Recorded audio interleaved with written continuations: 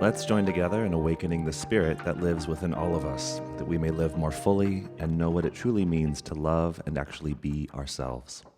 So, welcome. Let's explore our sexuality, authenticity, yoga, and human design, all of which intersect and meet at the Cross of Spirit. Hi, and welcome back to the Cross of Spirit. I'm your host, Rocky Heron, and I'm so grateful, as always, for your participation, your listenership in this ever-evolving endeavor. Gosh, what a time to be alive. You know, I'm always paying attention to not only the themes and the things that are coming to me and showing up in my life, but also listening very deeply to the stories that I hear being shared in my community and in the world around me. And as always, I'm looking for patterns and trends and shared themes that seem to be confronting all of us. And what I definitely witness and what I see in the world is a real speeding up of energy and speeding up of the creative process. And that can be both really exciting and it can also be really disruptive. It seems like things are changing so rapidly and it feels like the stakes are getting higher and higher and higher for what it means to live correctly as ourselves. And that's really where human design enters into the equation for me and why I'm so grateful for what I'm learning, because were it not for the skills, the tools, the strategies, and the awareness that I'm gathering about myself through the lens of design, life would be certainly beating up on me quite a lot. And so to the extent that you're experiencing that, or you're witnessing that, or you're feeling the kind of precarity of making correct decisions, I just want to acknowledge that there's nothing wrong with you. There's nothing wrong in your life, but you may be getting greater feedback about the ways that you may be out of alignment. And life often has a way of bringing us back into alignment by sort of shaking us loose from patterns that maybe aren't serving us. So if you are curious to learn more about design, learn more about your design, I highly recommend looking up your chart. You can do that in a number of places online. One such location is my website, Human Design with Rocky. That'll at least give you information about your profile, your type, your strategy, your authority, your incarnation cross. And then you can dig around online for more information about what that means, or you can certainly reach out to me and we can schedule time to hang out and dive into all that your chart says about how it is you operate. I do want to give the disclaimer that I am not a human design expert or a certified analyst by any means. Designed something that came into my life earlier this year, and I really responded to it. I responded both to exploring more about my own design, learning more about the system of human design, understanding how to decipher the charts, and it's an ongoing process, an ongoing endeavor of discovery, both personally, professionally, and as it relates to this really brilliant system. Part of how I learn is by sharing what I'm learning with others and also synthesizing it with the experiences I've had leading up to this point.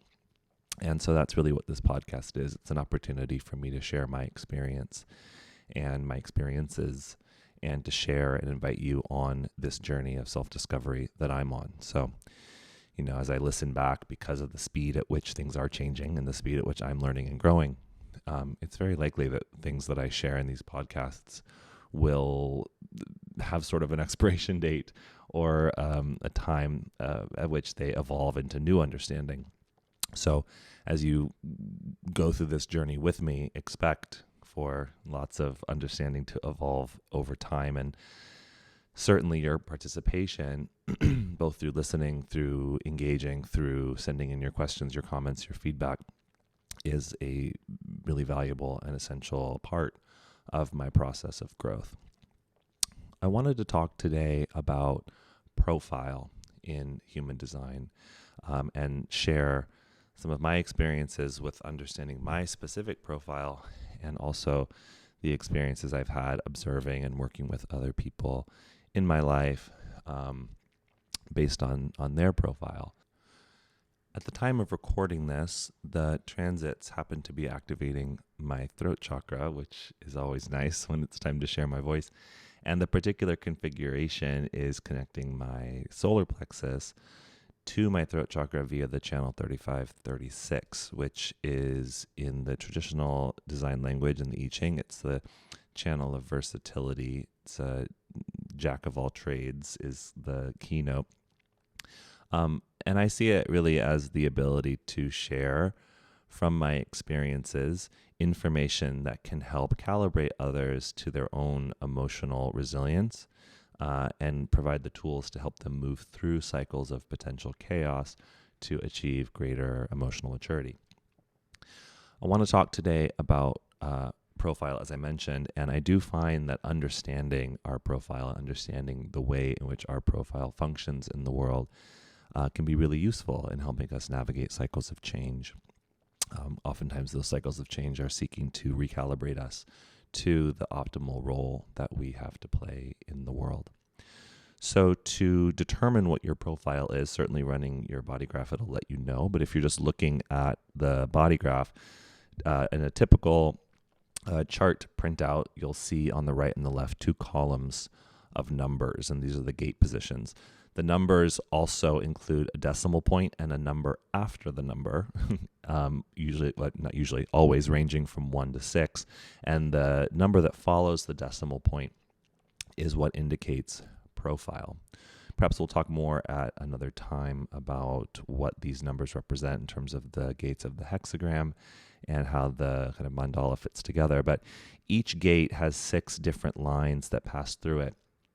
Incidentally, the gates the 64 gates correspond to the 64 codons in a strand of your DNA, and the lines correspond to one of the 6 amino acids in those codons. So we're really looking at the expression of your genetic archetypes in the way that they're activated through the planetary positions at the time of your birth. The top 4 boxes on your chart, the solar positions, the sun positions, and the earth positions form the incarnation cross, which we talked about last week. And you'll find that on the right side, the numbers after the decimal point will be the same, and on the left side, the numbers will be the same.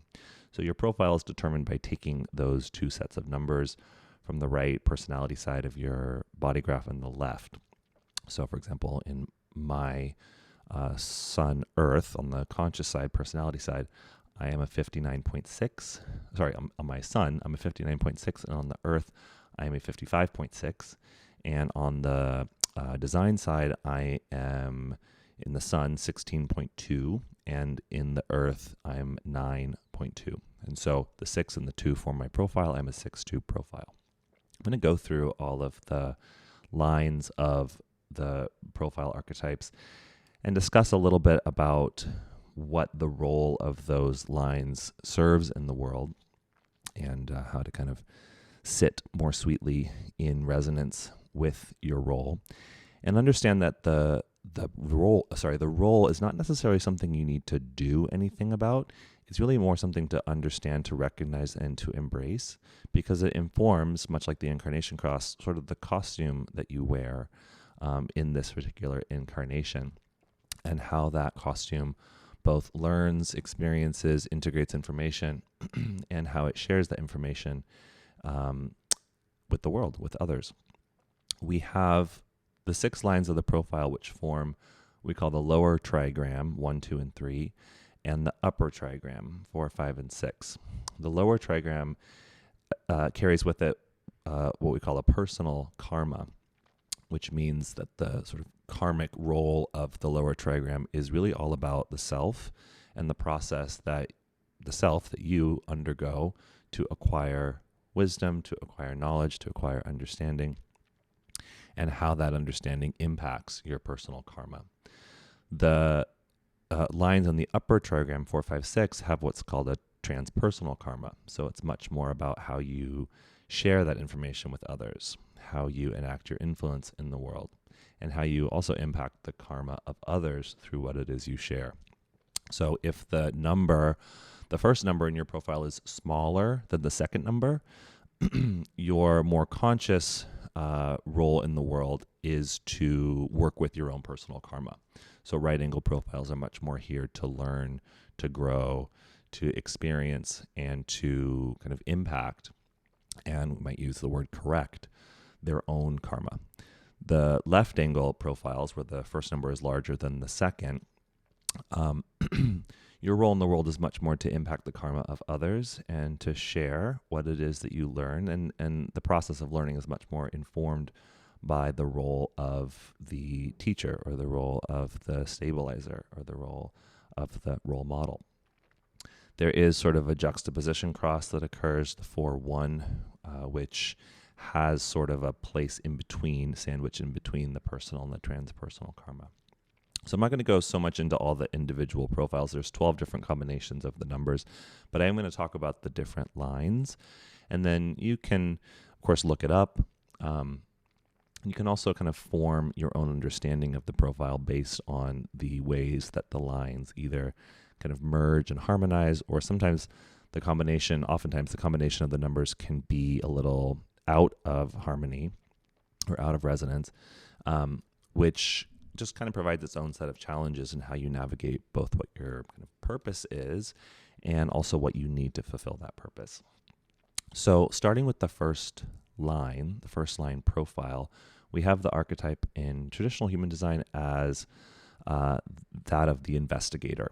Okay, it's the archetype of foundation. It's somebody who learns through fervent and rigorous study. Oftentimes the first line, because they are so interested in foundation, it is the first line after all, feels very insecure in the world until they've acquired the necessary knowledge, understanding, or done the necessary research to establish a strong foundation of information. With the first line profile, from what I experience, sometimes there's an apprehension to move forward in life until they feel complete, or until they feel adequate in what they know. One of the challenges for the first line is in recognizing that oftentimes we learn through experience. We learn as we go. And so if you feel paralyzed in your life as a first line, it's about really finding that balance between embracing your need for study, embracing your need to dive into and investigate the things that are of interest to you or that you deem to be essential for your foundation and stability, while also taking action and trusting that you do know enough, to move forward, however kind of subtle or incrementally that is. Moving on to the second line, there's sort of a ability to stand on the foundation that the first line provides in the second line, where the learning then becomes a process of really learning about the self, really studying and diving into the self and exploring in particular the areas or the topics or the skills where you already have some degree of natural talent. The second line is the archetype of the hermit. The hermit needs a fair amount of time spent in solitude, in aloneness, in isolation even, so that they can not only have the freedom to explore their natural knacks and talents and interests, but also, the learning for the second line really occurs in the integration process that often needs to be done in solitude. One of the fears of the second line is that they'll sort of slip into obscurity and become isolated from everybody else if they fully lean into their aloneness. And I can certainly relate to this. My whole life, it seems like, the second line is in my unconscious side, it's in my design side. It's felt as though my vehicle, my body, has sort of driven me into phases of being alone, which before I understood that, I thought was sort of a problem I needed to solve. I needed to drag myself out into the world so that I could stay connected, so that I could fulfill my more transpersonal karmic purpose, which is to be of influence to others. As I've learned more about my design, I've come to really embrace and recognize that my body needs a fair amount of time to itself. And it's in this time that I'm able to integrate and process all of the experiences that I'm confronted with in my life and turn those experiences into a sort of wisdom, or really just into a deeper level of understanding.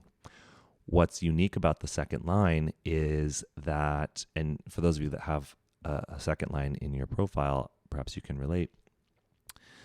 Once you sort of reach a saturation point as a second line being where you've spent enough time kind of alone and have integrated and processed enough of the learning or the experiences that life is showing you, you'll start to feel a sort of inner readiness, or maybe even a restlessness, or sometimes even an eagerness to share this information that you're processing. At the same time that you start to experience that readiness, a signal gets broadcast from you that has a sort of magnetic pull that signals to others that it's time for you to be called out of hiding, called out of isolation, to share.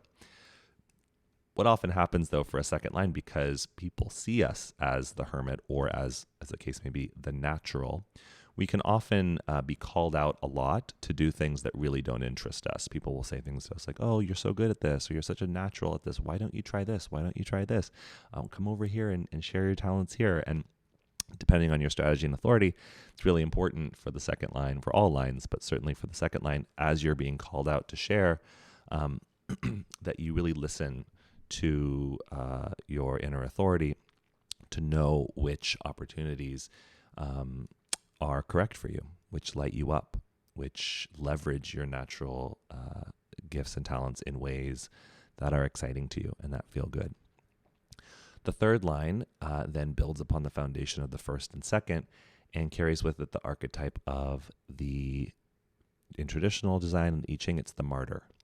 And martyrdom sort of has a negative connotation to it, but really it's this energy of experimentation. It's the individual that learns, maybe not through getting all the information first or by exploring themselves. It's the person that learns really by diving into whatever it is they're interested in and learning through so-called trial and error. And I call it so-called trial and error, to quote one of my teachers, Tom Pfeiffer, because by design, the third line is designed to learn what does work by often first, experimenting with what doesn't work. And the world likes to call that making mistakes. And the world likes to also really shun this notion of making mistakes, or give this initiative that we should over time make less and less mistakes, and to the extent that we're making mistakes, we're getting it wrong. And in other words, it's not appropriate to learn through so-called trial and error. It's important to get it right the first time. And that's really not correct for the third line experimenter. The third line is meant to kind of try a lot of things and figure it out as they go. One way to kind of recontextualize this idea of experimentation or making mistakes is that you're really not here to make mistakes. You're here to make discoveries. And discoveries usually are what occur on the other side of first experimenting with what doesn't work. So the third line can oftentimes feel somewhat paralyzed in moving forward in their life if they are insistent on getting it right the first time. So third lines really need to be encouraged and celebrated for their resilience and also for their ability to jump into things and figure it out as they go. Third lines, of course, over time, and this tends to reach maturity around age 40 and after, you will have gone through enough of the trial and error process that you will have acquired quite a lot of wisdom through making a lot of discoveries. So it's not to say that your whole life will sort of feel like this chaotic roller coaster of trial and error. You can, leverage and rest in the foundation of understanding that you've uncovered through much of the experimentation in your life. But that will always be sort of a function of how you move through the world and how you learn. Moving into the upper trigram, the fourth line archetype is that of the opportunist. Again, carries with it sometimes a negative connotation.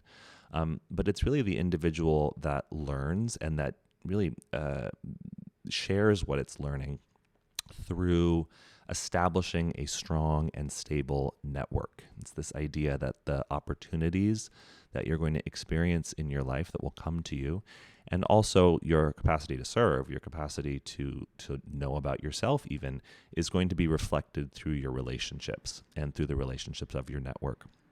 Fourth line beings tend to be very open-hearted beings because they love their network and they rely on the stability of their network.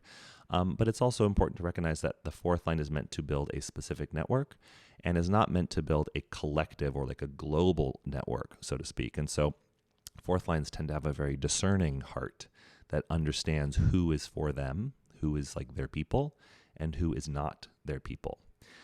Because the network is so important to the fourth line, it's vital to the fourth line. There can also be a heightened fear of rejection for the fourth line. Sometimes in their less mature stages, the fourth line will develop a strategy of kind of rejecting others before they have a chance to reject them. So it's important for the fourth line to stay very open-hearted, but also to stay discerning and honest and authentic about who feels like a correct fit for their network and who doesn't.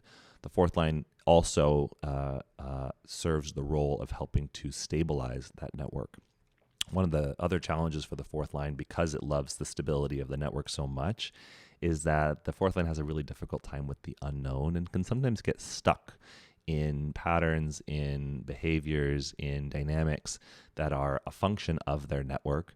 And it can be really hard to make a change until they feel like a plan B or sort of like the future network is established. It's hard to change from one network into another. I hope that makes sense.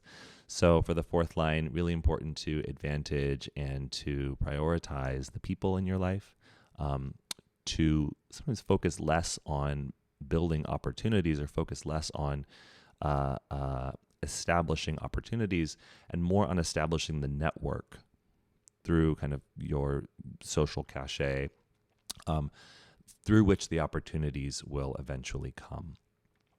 Moving on to the fifth line, another transpersonal line in the upper trigram. The fifth line is the archetype of the heretic, the messenger.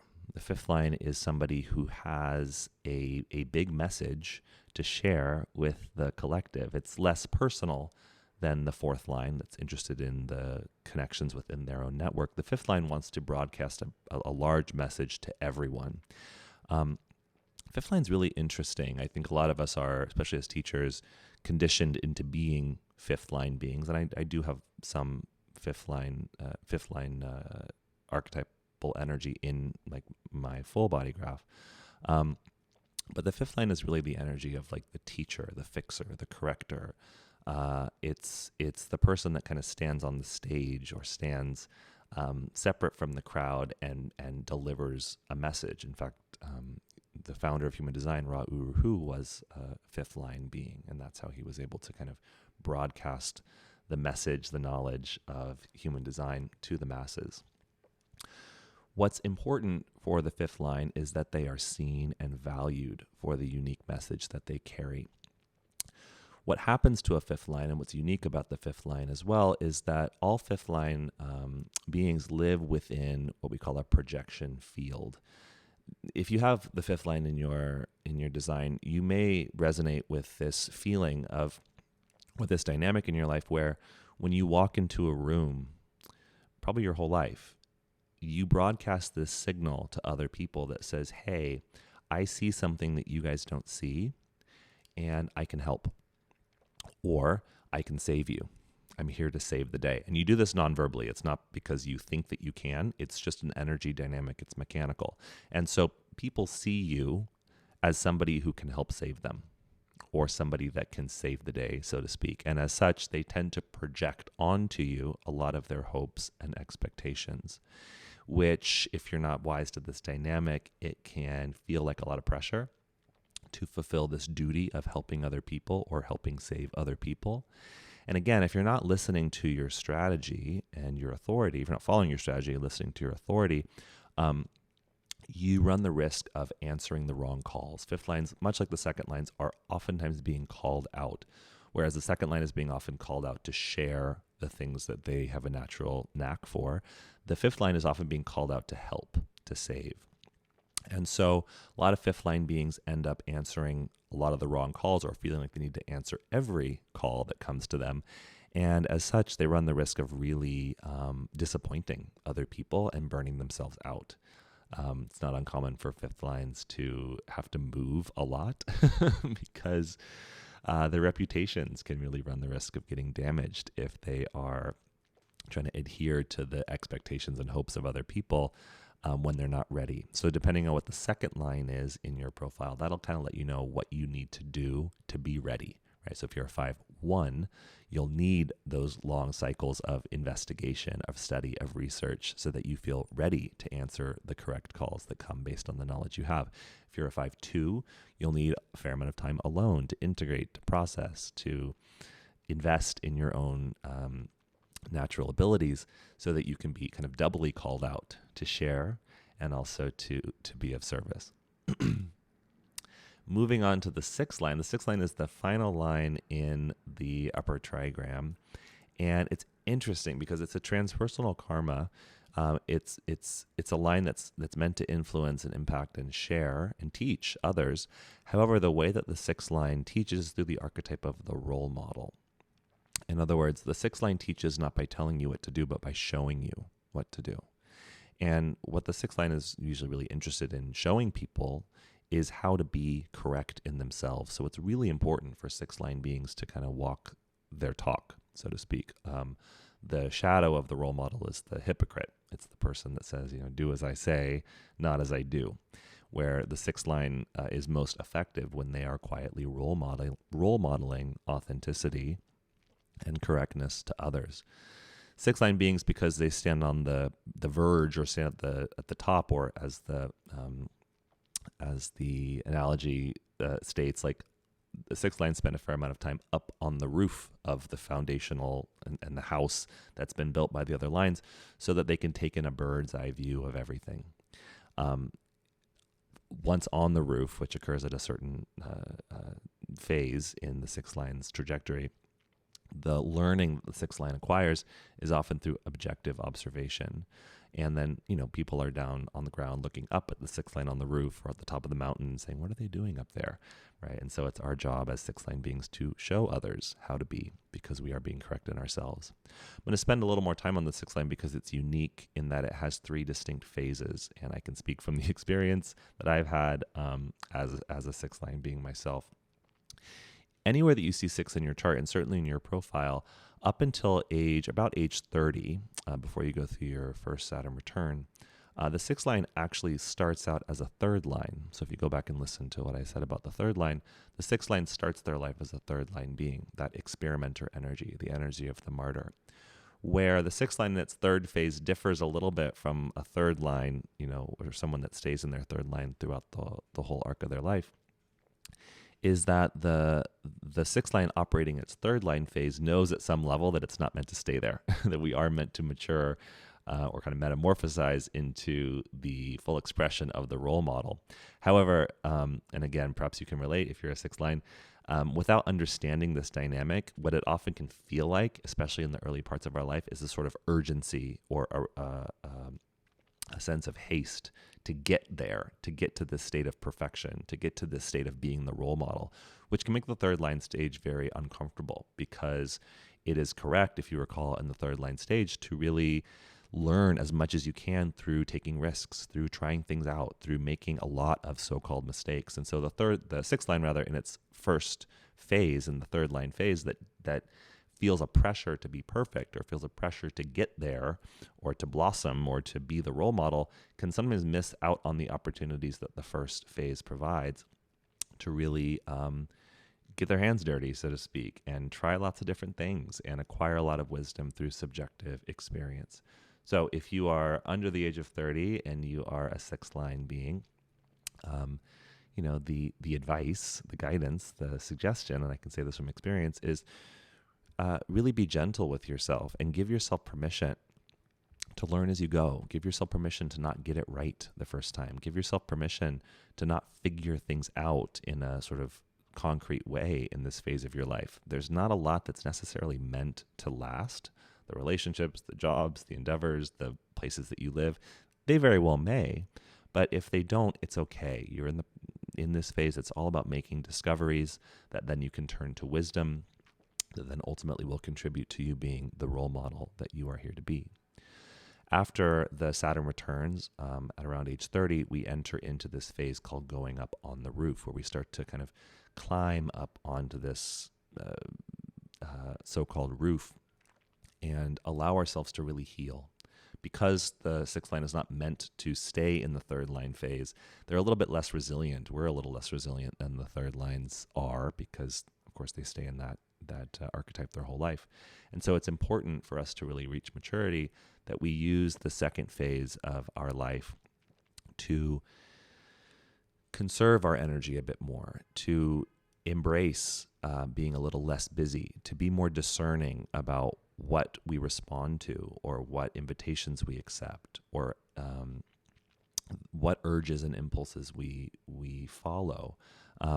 Because the sixth line really is meant to live correctly. And that requires that we say no to a lot of things that don't feel like they are efficient uses of our energy. I've heard it said that the sixth line in its second phase can kind of feel like our energy levels go way, way, way down to like the bare minimum, like the pilot light setting, because we really only have energy for the right relationships, for the right work for us, for the right invitations and so on. And so if you are a sixth line in your second phase and you're feeling that your energy levels to kind of get out in the world and try things out and explore in the ways that you did in your 20s have gone down, it's not just because you're getting older, it's because you're actually maturing into the full expression of the role model. And it's imperative that you allow for this season, this cycle of healing to be, so that when you come off the roof around age 50 or slightly before, you have done a good job integrating the subjective wisdom of your earlier life with the more objective wisdom of the second phase, so that you can be the full embodiment of the role model. Otherwise, you run the risk of just going back after age 50 and repeating that kind of trial and error cycle again. I can't really speak much to what it's like being off the roof because I don't know. I've only recently journeyed up onto the roof myself. It sort of occurred around the time that I found human design, which doesn't seem to be by accident. Because the sixth line, rather in its second phase, starts to become more interested in learning through observation, observing others, observing other people's relationships, observing the way that other people are operating, as opposed to kind of trying it all out ourselves. Human design has been a really cool way for me to understand more about other people and to observe other people's behavior and to observe my own behavior. So from what I understand, all six lines are what we might call late bloomers, in the sense that the full expression of who we are occurs after 50. And that's really when we get to come back down off of the roof and integrate all of this wisdom and step back into the world, leading by example. Really important for the sixth line that's coming down off the roof, from what I understand, what I've heard, that we don't try to force ourselves onto the world, force our will onto the world, but that we really make it a point to, again, walk our talk, to be a role model, to teach, not necessarily through words, but through action. So as you contemplate and reflect on your particular profile, there's obviously lots of nuance and lots of kind of deep dives you can take into all this, and there's resources all over the internet. And like I said, we can certainly do that together, you and I, if that resonates with you. But one way to kind of piece these ingredients together is to look at the first line, the first number in your profile, as kind of your purpose, your role in the world. And look at the second line as sort of what you need in order to anchor that purpose in the world, in order to take care of yourself so that you can fulfill that purpose. So for me as a 6-2, my purpose is to learn from my experiences, translate those experiences into wisdom, and to quietly demonstrate what authentic and correct living looks like. What I need as a second line in my unconscious side, what I need in order to fulfill that is ample time spent alone to really integrate and process and to wait to be called out by others. So I hope you have a good time investigating, looking into, playing with your profile themes, your profile role, purpose, and needs. And as always, if you have any questions, comments, insights, definitely don't hesitate to reach out. Again, I appreciate so much your participation in this journey of learning that I'm on. And I'll look forward to seeing you next week in another episode of Cross of Spirit. Be well.